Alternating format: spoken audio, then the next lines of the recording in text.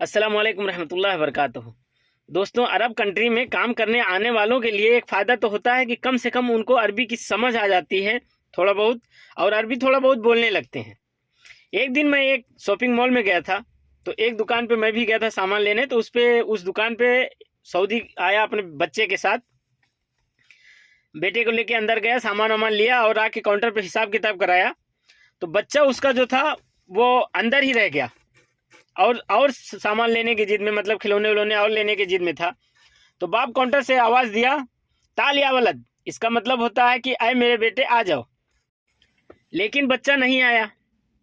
बाप थोड़ा देर इंतजार किया, उसके बाद में जो है बाप ने थोड़ा सख्त लहजे में बोला, हाई या वलद।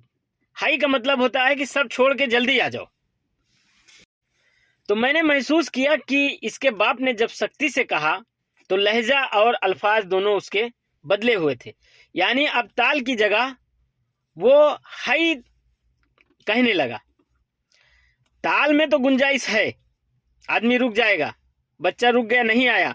लेकिन जब उसने कहा हाई, हाई या वलद, यानी जल्दी आ जाओ, लेकिन हाई के बाद कोई गुंजाइश नहीं है। बिल्कुल इसी तरह से हम सारा दिन काम करते रहते हैं और अपने कामों में मशगूल रहते हैं।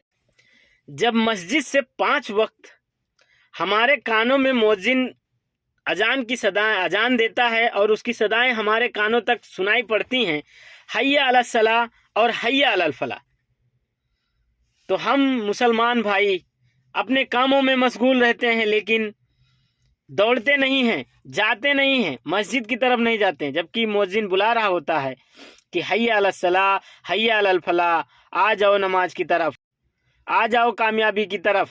लेकिन मेरे मोमिन भाइयों को ये समझ नहीं आता कि मुअज्जिन क्या कह रहा है, उनको सुनाई नहीं देता, वो अपने काम में मशगूल रहते हैं। जिस तरह से वो सऊदी का बेटा, एक बार उसके बाप ने कहा कि हय्या वलद, तो वो समझ गया कि अब हमें जाना चाहिए, अब हमें जाना जरूरी है, क्योंकि बाप मेरा पहले एक बार बुला चुका है, दोबारा जो है अब दूसरे लहजे में बुला रहा है, तो हमें वहाँ पहुँचना चाहिए। तो इसी तरह से आए मेरे मोमिन भाइयों, आपको भी अगर अजान हो रही है, अजान की सदाएं आपके कानों में गूंज रही हैं, तो आपको सारा काम छोड़ के मस्जिद की तरफ रवाना हो जाना चाहिए।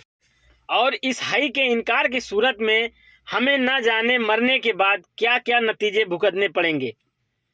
तो अल्लाह तबारक ताला हम सब मोमिनों को 5 वक्त का नमाजी बनाए। आमीन सुम्मा आमीन।